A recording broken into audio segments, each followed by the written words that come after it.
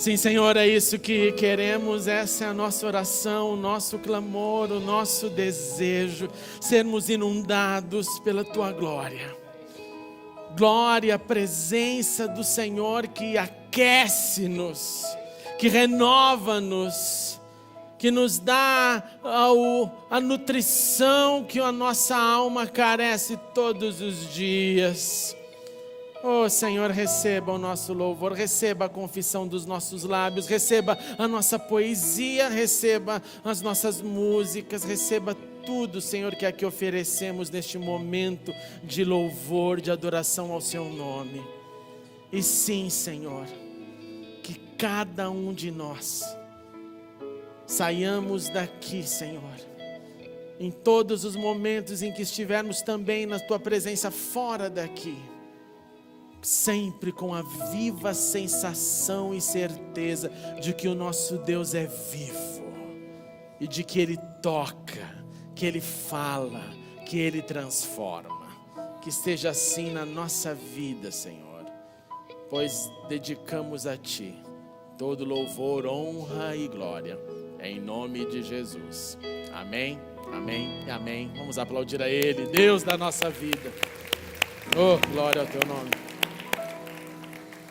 Ainda em pé, meus queridos irmãos, abra sua Bíblia comigo no livro de Apocalipse, capítulo 1, verso 11. Feliz ano novo para aqueles que retornam à igreja depois de um momento de final de ano, alguns viajando, muita gente viajando, na verdade, crianças de férias, né? Eu costumo dizer que esse é o momento que nós mais trabalhamos. Quem é pai de criança pequena, nessa hora, fica bem interessante. Então, que Deus abençoe a todos os que estão descansando um pouco. Apocalipse capítulo 1, nós vamos ler somente o verso 11 que diz assim: escreva num livro o que você vê e envie a estas 7 igrejas: Éfeso, Esmirna, Pérgamo, Tiatira, Sardes, Filadélfia e Laodiceia. Vamos orar. Continue conosco, Senhor. Muito obrigado pela liberdade que temos, obrigado por esses momentos tão gostosos de comunhão e louvor. Fale conosco, Senhor, abra o nosso coração e agora que ache morada no nosso interior a Tua palavra, que é verdade, que é viva, que é eficaz. E transforma-nos um pouco mais, é o que te suplicamos, em nome de Jesus. Amém e amém. Podemos assentar, meus irmãos. Nós iniciamos nesse domingo de manhã uma série, e a série vai durar durante o primeiro bimestre de 2018 com esse tema, as primeiras igrejas com quem parecemos. A ideia é que a gente olhe para a Bíblia, entenda o que é a igreja, entenda realidades de igrejas da Bíblia, e em todos os domingos, para que a gente continue com eco na nossa mente, a gente saia daqui com esse questionamento: o que eu pareço com isso que eu vi aí no texto bíblico? E essa manhã eu fiz uma introdução e eu queria realmente te encorajar a 2 ações. A primeira, assista esta série em casa. Não há problema se você não vem pela manhã, mas vai estar online lá disponível a partir de amanhã, então assista. Para aqueles que vieram de manhã e não à noite, eu disse a mesma coisa, assista então da noite, porque vai ser uma continuidade que vai durar por janeiro e fevereiro, para você não perder nada de preciosa informação sobre as primeiras igrejas e essa reflexão. O segundo encorajamento que eu quero te dar nesse ano é para que você seja mais proativo em 2019 ao estudar a palavra de Deus. O que significa isso? Eu queria te encorajar a trazer um papel, caneta, um livrinho de anotações, ou se você é mais tecnológico, quer escrever no seu telefone, não há problema algum, desde que você não fique tentado a checar o WhatsApp, caso ali tenha um pop-up, né, de uma janela. Se você consegue esse domínio próprio, então o celular ou o tablet pode te ajudar. Se você sabe que você não consegue, então não vá pelo digital, traga o hard copy, traga o papel, ele vai te ajudar nessa hora. Por quê, gente? Porque como eu disse nessa manhã, 70% do que você escuta numa igreja, e esse é o número que as estatísticas nos trazem, você esquece na segunda-feira. É desesperador imaginar isso. Na verdade, às vezes eu percebo que alguns irmãos já esqueceram no final do culto, porque me perguntam aquilo que eu acabei de falar. E é normal. Porque a mente às vezes está aqui, sai, volta, vai para o espaço, volta, vai para casa, para o trabalho e volta, vai para a agenda, vai para os problemas. Então, essa proatividade em relação ao ensino vai te fortalecer e você vai ver na sua própria experiência, você pode chegar no final de 2019 com uma aquisição de um grande tesouro, que você pode revisitá-lo durante a semana, olhar novamente para as anotações, aplicar na sua vida e continuar o seu crescimento. Então, essa é a minha singela sugestão para você. Nós vamos, então, nessa noite, refletir sobre uma das chamadas igrejas do Apocalipse, a igreja de Éfeso. A igreja que foi citada como primeira igreja nesse verso que nós lemos. O contexto dessas igrejas é um contexto muito peculiar e eu tenho que começar falando sobre ele e sobre quem escreveu. João, o apóstolo, o discípulo amado de Jesus, foi exilado pelo Império Romano numa ilha chamada Ilha de Patmos. Ilha que aqueles que irão viajar comigo no meio do ano, na viagem, na rota do cristianismo primitivo, nós iremos chegar nessa ilha e na caverna onde João escreveu o seu Apocalipse. Ele estava preso nessa ilha, exilado nessa ilha, porque o império queria calar a sua voz de anúncio e pregação. Como o império zelava por um ato e por leis e por justiça, eles não podiam simplesmente matar João. João já tinha uma influência grande, João foi o discípulo que, segundo a história da igreja, nós acreditamos foi o último a morrer. Também acreditamos que ele foi o único discípulo que morreu de morte natural e não por não por decapitação, ou por lança, ou jogado às jaulas, às feras. Não, entendemos que João possivelmente morreu de morte natural e sabemos que ele era o mais velho, viveu mais do que todos os outros discípulos. E ele então é colocado nessa ilha, quando ele não pode mais falar, porque na ilha só haviam então os exilados. Então o público-alvo de João, e se você se lembra das viagens missionárias, os apóstolos ficavam o tempo inteiro viajando, eles ficavam levando boas notícias, ensinando as suas comunidades, dando o seu testemunho de que eles andaram com Jesus e que viram Jesus ressuscitar. Essa era a maior notícia que a igreja primitiva teve. Esse foi o grande alicerce que a igreja primitiva cresceu. O Cristo, o Redentor, morreu, mas ressuscitou. Então, esses apóstolos tinham uma agenda bem cheia com essa divulgação. E no momento, então, que o Império Romano cala João, colocando nessa ilha, é impressionante. Cala-o de proclamar as boas notícias, as notícias da vida. Nesse momento vem Jesus até o apóstolo preso. E Jesus vai até ele para fazê-lo entender boas notícias relacionadas ao fim. Jesus vem até ele para dar a foto total, a imagem daquilo que iria acontecer nos últimos dias. Jesus vai até ele para revelar, para dar as revelações do que iria acontecer em algum momento na história. Por isso que quando nós lemos, escreva num livro o que você vê e envie às 7 igrejas, Jesus estava literalmente dando no início do livro do Apocalipse um alerta. Esse alerta compreendia um elogio, esse alerta compreendia uma exortação, esse alerta compreendia uma correção. E é incrível como Jesus aqui deixa bem claro que é um alerta para a igreja. É um alerta para os de dentro, para que os de dentro que iriam receber essas informações pudessem ter mais zelo, mais entendimento dos eventos do fim e pudessem realmente dedicar a sua vida para falar dessas notícias. Então o Apocalipse vem com essa advertência, olha, que nenhuma palavra seja retirada desse livro, que ninguém mude essa palavra é fidedigna, essa palavra irá acontecer. Querendo dizer, olha, tudo isso é parte do plano de Deus. Mas é chocante também perceber que João, então, no contexto de prisão, estando exilado numa ilha, ele recebe a visita do Senhor e o texto nos diz inicialmente que ele ouve uma voz. Segundo João, era um domingo, este dia da revelação, porque ele fala era o dia do Senhor. E ele ouviu uma voz, e quando ele olhou para ver de onde vinha aquela voz, ele se depara com uma cena, e é uma cena chocante. Eu quero pedir a sua criatividade para tentar imaginar. Abra sua Bíblia em Apocalipse 1, capítulo 12. E olha para o texto, e lê comigo na sua mente. Ele diz: voltando-me, em outras palavras, a voz que me chamou, eu vi 7 candelabros de ouro. Eu vi aqueles castiçais que faziam parte lá do tabernáculo, do templo, que iluminava o lugar santo. Só que eu vi 7 desses. E 7 candelabros de ouro, e entre os candelabros alguém semelhante a um filho de homem. Ele usa essa linguagem como um eco daquilo que Daniel também falou ao se referir ao Messias. O Filho do Homem era um termo, uma designação para esse Salvador que viria. E aí João dá as descrições, olha que interessante. Ele tinha uma veste que chegava aos seus pés e um cinturão de ouro ao redor do peito.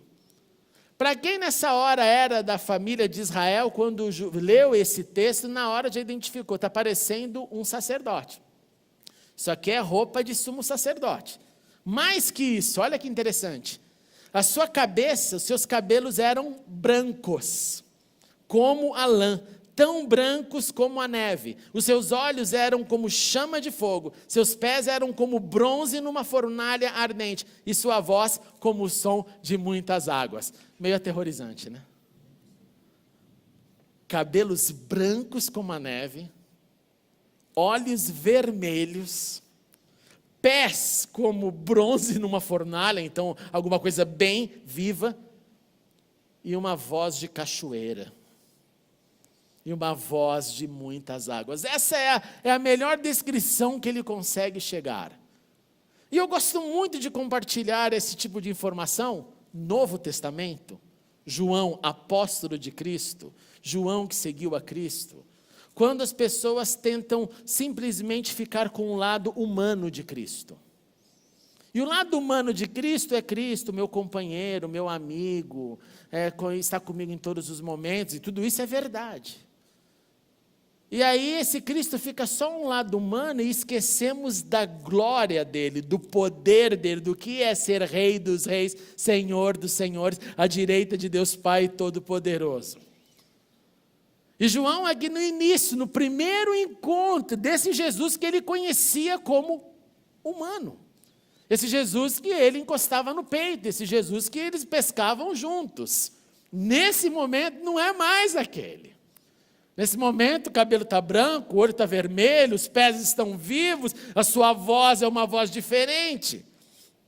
E ele, para completar a cena, ele tinha em uma mão, na mão direita, 7 estrelas, da sua boca saía uma espada afiada, sua face era como o sol, quando brilha em todo o seu fulgor. Vai ficando cada vez pior a descrição. Então, quando ele vê tudo isso, ele cai, ele está com medo. O texto diz que ele caiu aos seus pés como morto. Então, Jesus vem, coloca a mão direita sobre ele e diz: não tenha medo, João, eu sou o primeiro e o último, eu sou o alfa e o ômega. João, escreva estas coisas que você viu, tanto as presentes, em outras palavras, tanto essa descrição de que você acabou de se encontrar aqui com ela agora, como as que estão por vir. E, João, só para a gente começar a base da nossa conversa, essas 7 estrelas que você viu em minhas mãos, na mão direita, e dos 7 candelabros, as 7 estrelas são 7 anjos das 7 igrejas, e os 7 candelabros são as 7 igrejas. João, você está então diante de gente no sentido singular, ministros, pastores, o líder da igreja, e você está diante do coletivo, que é o agrupamento que se reúne e que se chama igreja em algumas localidades do que seria hoje a nossa Turquia, chamada na Bíblia de Ásia.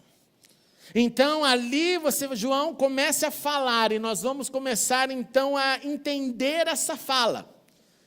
E ele vai para a primeira, e eu queria te encorajar, depois você vai em casa, olha no mapa, talvez na tua Bíblia, se quiser fazer isso agora, veja lá naquelas últimas páginas que tem o mapa, e você vai ver ali o mapinha da Ásia, e você vai reparar o seguinte, que essa ordem que nós lemos de igreja, que começa em Éfeso e termina em Laodiceia, ela faz um círculo.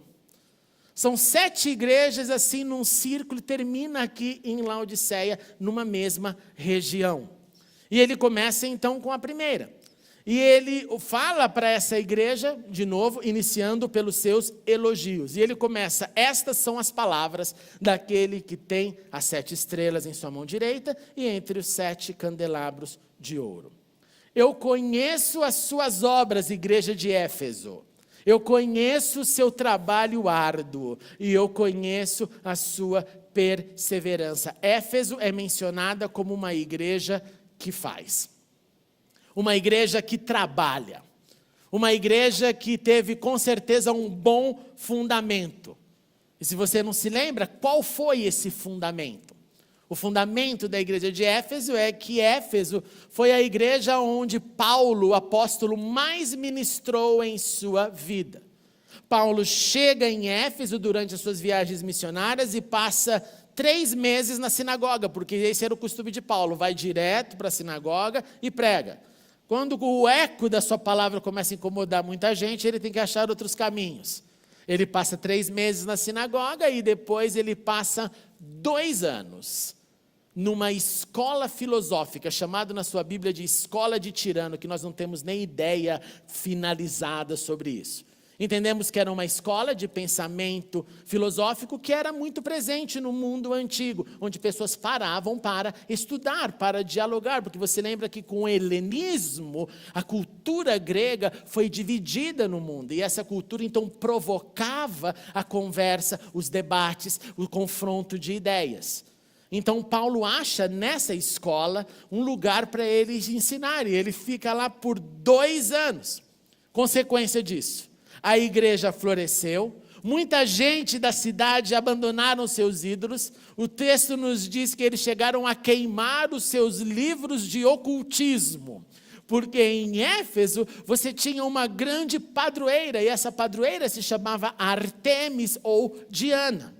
E tinha um templo gigantesco na cidade a essa deusa. Em outras palavras, se eu tenho uma grande padroeira, uma grande deusa na cidade e um grande templo, eu tenho também um grande comércio local para receber todas as peregrinações de todo mundo que virão visitar o templo de Diana ou de Artemis. E eles então vinham lá e podiam comprar a sua pequena estátua de Diana. Era uma mulher, em formato de mulher, com muitos seios.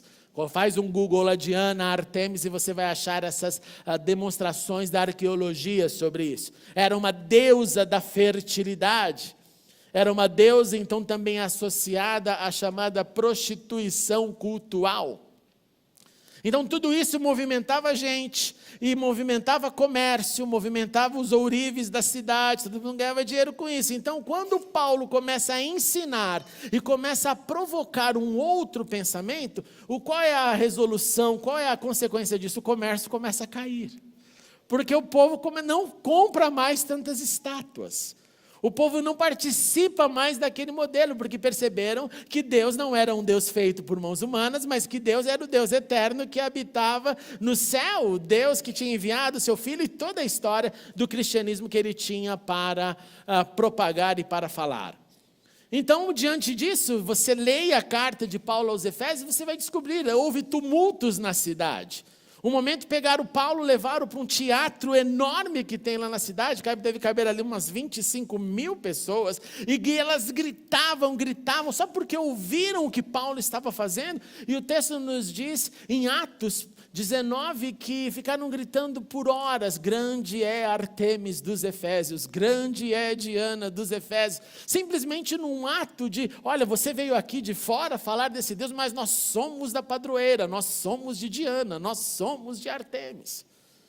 Então, um alicerce que Paulo fez nessa igreja foi um alicerce muito forte. As pessoas então entenderam o que era o caminho, entenderam o que era o Deus vivo, elas foram discipuladas por o maior discipulador que a Bíblia nos relata no Novo Testamento. Agora, há um problema. Porque uma igreja que tem um grande discipulador, um grande mestre, alguém que ensina com alicerce, uma vez que ele sai, não é garantia que a igreja vai manter todas as suas características. E isso é verdade em liderança em qualquer setor. Você já pode ter tido um grande chefe na sua vida na empresa, o dia que ele saiu, veio um infernal lá e mudou tudo. Não é assim que acontece? E fica-se a saudade, poxa, aquele chefe, aquele diretor, aquele professor, aquele pastor, aquele apóstolo. Então, quando Paulo sai, a igreja entra em um outro momento, e vem outros líderes, e a igreja começa a andar numa nova identidade, num novo momento. E aí você repara se a transmissão da verdade, se a vitalidade, se a missão, se o conhecimento de Cristo foram passados, estruturados e mantidos. Ou, se com o tempo, devido à força da liderança que empurrava, ficaram mais fracos ou mais fortes. O fato é que os desafios do novo momento, pós-Paulo, os desafios da cultura lá, que era uma cultura emergente, era uma cultura com a influência de várias nações, porque era a região, era a área, Éfeso, uma das cidades mais importantes de todo o Império Romano. Até hoje, quando nós visitamos as ruínas de Éfeso, são ruínas que chocam. Você fica assim paralisado ao ver o tamanho daquelas estruturas. Então, quando João está escrevendo essa carta, primeiro você nota aí a influência do líder Paulo, as suas obras, o seu trabalho árduo, a sua perseverança. Poxa, você tem nobreza naquilo que você é. Mais que isso, diz João aqui, olha, é uma igreja que não podia tolerar homens maus. É uma igreja que colocava à prova apóstolos que diziam ser apóstolos, mas não eram. Em outras palavras, impostores. Também influência paulina. Paulo era super violento nisso. Ele chegava ao ponto de dizer, se aparecer um anjo dizendo algo contrário ao que eu ensinei, e isso está em Gálatas, considere-o maldito. Paulo tinha certeza, era o Paulo que dizia, sede meus imitadores como eu sou de Cristo. Então essa igreja aprendeu a identificar papo furado. Então quando vinha os pregadores de palavras vazias, não, esse negócio aí está errado, esse negócio não é assim não. Porque estava no DNA dessa igreja entender a verdade, ouvir a verdade. E João aqui, sendo boca de Jesus, fala, não, vocês não conseguem tolerar homens maus, vocês descobrem quem são impostores. E por quê? Porque naqueles primeiros anos de igreja viva, tentando entender como era ser igreja, alguns mal intencionados começaram a se infiltrar nela e dizer, não, eu também sou apóstolo. Sabe o que é? Eu vi Cristo, eu não andei com os 12, mas eu via, eu estava lá em Jerusalém, agora eu estou viajando o mundo, sou missionário, e estou pregando aqui, me recebam. Chegou um ponto, meus irmãos, que tiveram que ser promulgadas leis entre as igrejas, dizendo, quando chegar um camarada aí no meio de vocês, existem alguns itens que ele vai precisar observar. Número 1, que ele trabalhe pelo seu próprio sustento. Dê comida para ele só 2 dias. No terceiro, se ele pedir comida de novo, põe ele para fora. Porque ele é um aproveitador. E por que isso? Porque começaram a usufruir desse momento de instabilidade da chamada eclesia, da igreja que estava nascendo. Então esses homens entendiam isso, essa igreja entendia isso, e elas tiravam esses impostores de circulação.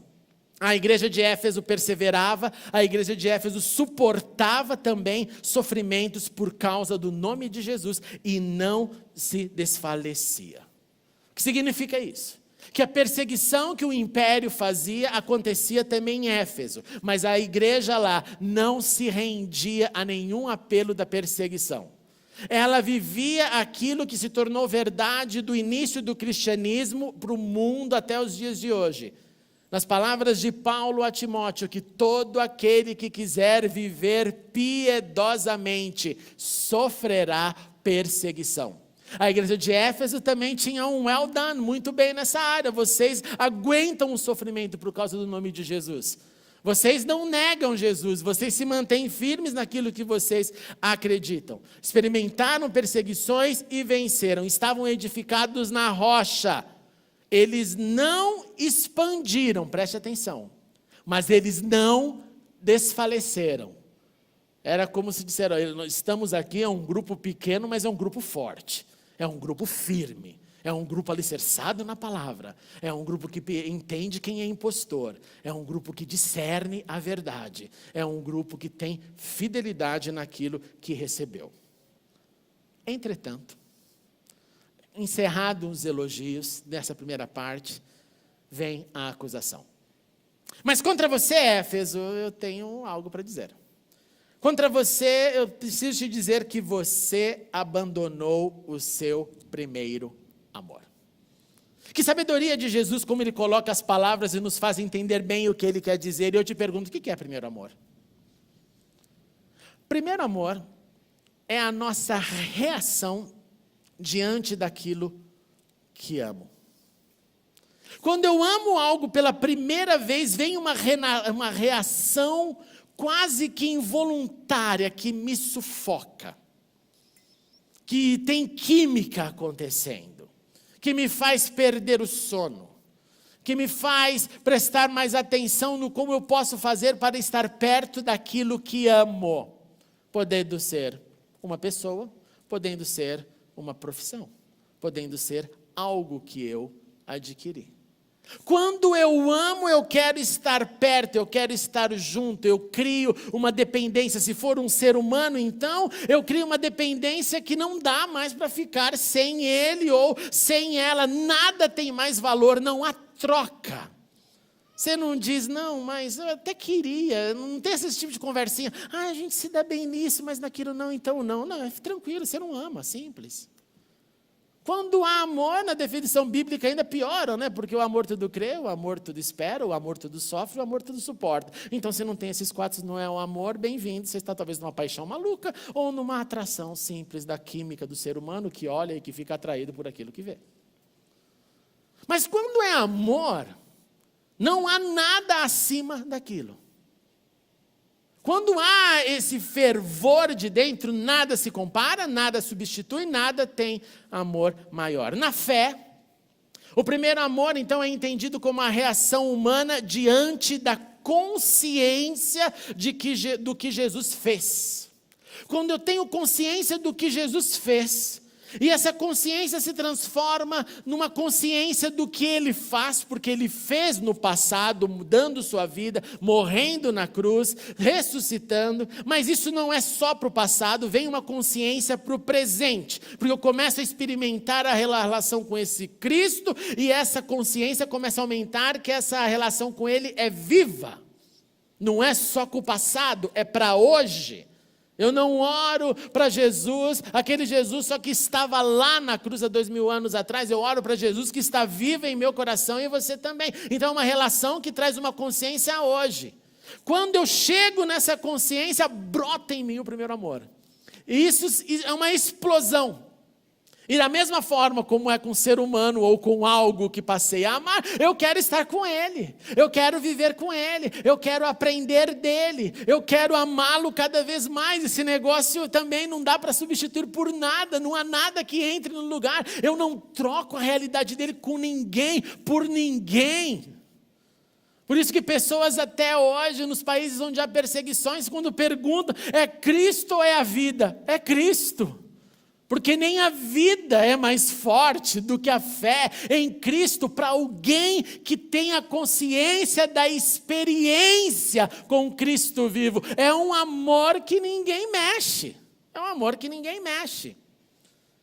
E é esse amor que Jesus aqui está colocando o dedo assim, bem apontando para a igreja e dizendo, contra vocês eu tenho isso. Esse amor não existe. Vocês literalmente abandonaram o primeiro amor. Abandonaram toda esse reflexo de consciência, de experiência, de vida de relacionamento. Virou tudo num piloto automático. Vocês têm força, vocês têm perseverança, vocês discernem quem é apóstolo de quem é impostor, mas não há mais amor. Então, pergunta que vem no seguinte é o que a gente faz? E o conselho foi: lembre-se de onde caiu, arrependa-se e pratique as obras que praticava no princípio. Olha como foi que esse primeiro amor se deteriorou. Olhe como ele se transformou de desejo, vontade de estar junto, dependência, não troco por nada para... é mais um acessório na minha vida. Olhe o que aconteceu. Foi ideológico? Foi frustração? Foi experiência com o humano projetada para Deus? Foi falta de estudar a palavra, então eu inventei as minhas próprias axiologias e preferi as axiologias do que o que a palavra diz? O que foi? Qual foi o ponto? Jesus é claro e direto. Lembre-se de onde você caiu. E se arrependa. E pratique as obras que praticava no princípio. Que princípio? Quando o primeiro amor estava ali em vigor, sequestrando as suas vontades, porque elas eram para Cristo, pois elas eram para a fé. Jesus dá uma alfinetada ainda maior, olha, porque é o seguinte: se você não se arrepender, se você não acordar, e arrependimento tem a ver com assumir responsabilidade, se você não fizer isso, eu vou ir até você. Aí Jesus, é o momento das palmadas, né? E é o seguinte: eu vou arrancar essa igreja do lugar dela. Eu vou tirar esse candelabro, eu vou tirar esse negócio. Jesus parece aqui que dá um momento assim de pausa, quando todo mundo está, meu Deus, a gente tem que fazer isso. Aí ele volta como Senhor bondoso. Olha, mas vocês têm mais coisas a favor de vocês. Vocês também rejeitam nicolaítas. Vocês rejeitam pessoas que criam um sincretismo, que é a adição de algo externo na espiritualidade cristã. Vocês foram tão bem doutrinados que vocês estão rejeitando quando vem uma pessoa e fala assim: irmão, ore para o anjo Miguel que ele vai te abençoar. Teve uma época aqui no Brasil que eu me lembro bem, que foi um movimento que veio de Boston e aí se multiplicou aqui no Brasil, que era quase um culto aos anjos. A pessoa estava assim, na igreja, chegava alguém: opa, por favor, irmã, mais para cá, porque tem um anjo sentado com a asa grande aí, vai perturbar ele. Chegou no ponto desse nível de loucura. Sério. Eu, infelizmente, encontrei uns desses assim, quando vira um anjo meu muito grande, eu falei: meu querido, deixa ele em paz, vai. Deixa ele em paz. É uma loucura, uma doença psicológica. Olhe para onde caiu, se arrependa, assuma a sua responsabilidade. Eu sei do seu valor. E ele termina: aquele que tem ouvidos, ouça o que o Espírito diz às igrejas. Ao vencedor, ao que retornar, ao que lembrar de onde caiu e se arrepender, ao que voltar às práticas das boas obras que nutrem o coração aquecido, eu darei direito de comer da árvore da vida que está no paraíso de Deus. Irmãos e irmãs, nós, você, eu, somos a igreja de Deus. Nós somos templos do Espírito Santo. E eu te pergunto, escute com atenção, comparando-nos com a igreja de Éfeso, o que nós temos de parecido? E por favor, como eu disse de manhã, não é para essa hora você falar da igreja, a igreja. Porque a igreja na sua mente pode ser a igreja liderança, a igreja grupinho X, a igreja grupinho Y, a igreja prédio. Não, é você a igreja.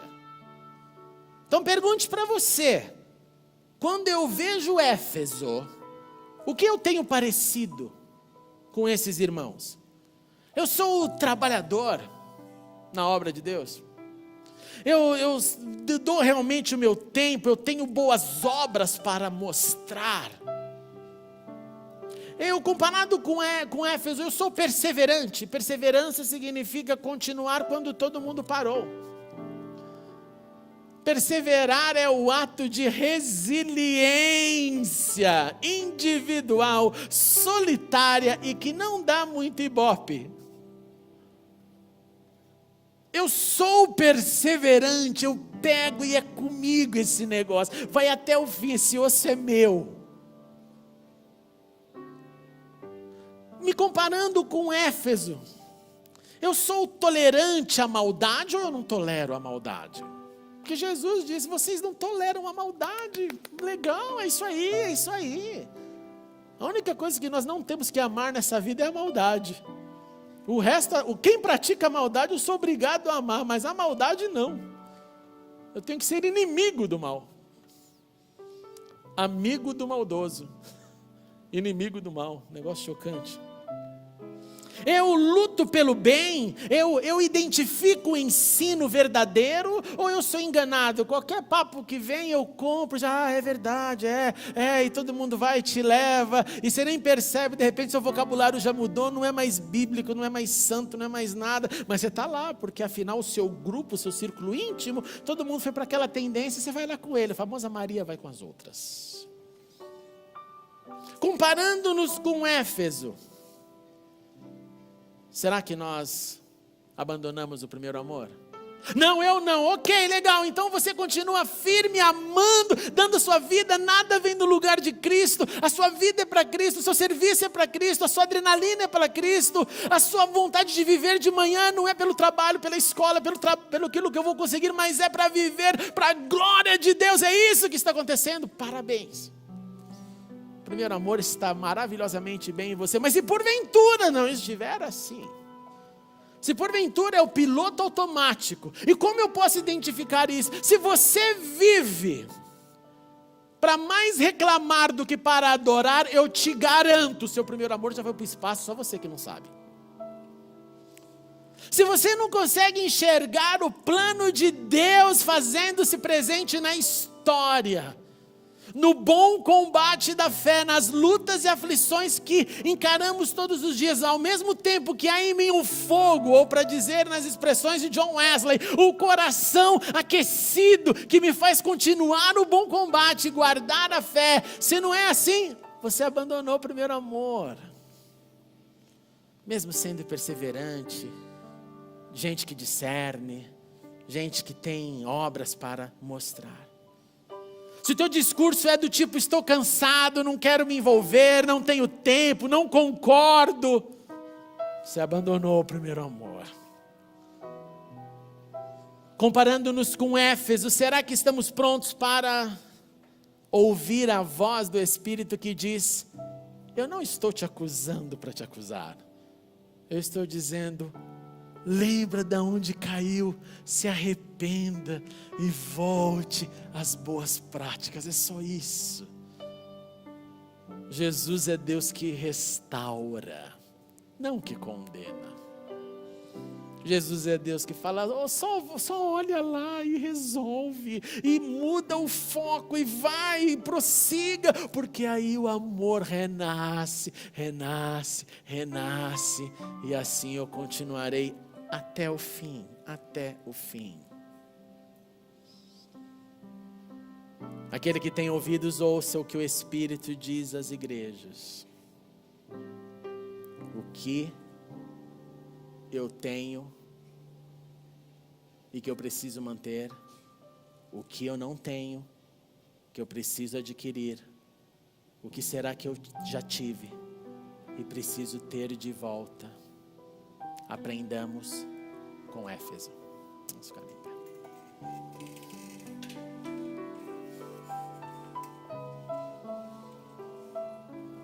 Grande Deus e Senhor da nossa vida, nós queremos vencer e um dia ter esse direito que o seu Filho Jesus disse, ao vencedor eu darei o direito de comer da árvore da vida que está no paraíso de Deus. Nós queremos ser vencedores.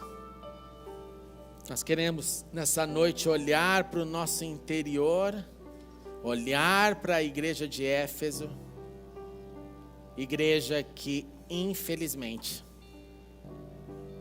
não subsistiu a história e nas ruínas só ficaram ruínas. Isso é sério, Senhor, nós sabemos disso. Portanto, nós te pedimos, dê-nos nesta noite a coragem para olhar para os nossos erros, para olhar aonde caímos, para nos arrependermos e voltarmos ao primeiro amor, e que seja Ele perene, que seja Ele a nossa vibração da fé, que seja Ele o nosso primeiro pensar quando abrimos os olhos pela manhã, de que somos chamados para amar aquele que nos amou primeiro, a viver este amor em todas as oportunidades, encontros e desencontros da vida. Sim, Senhor, olhe para a nossa perseverança, olhe para aquilo que também já estamos realizando, olhe para cada um de nós, porque o Senhor, como um bom pai, vem com seus elogios e encorajamentos, isso nos fortalece, mas nos faz acertar também o que precisa de conserto, para a Tua glória, para que a gente se pareça com aquilo que o Senhor quer, não com aquilo que a história, que o tempo, que os dramas podem produzir na gente, na igreja, mas que sejamos renovados pelo Deus que nos renova. Em nome de Cristo, nosso Senhor e Salvador. Amém e amém. Vamos aplaudir a Ele, Cristo Jesus.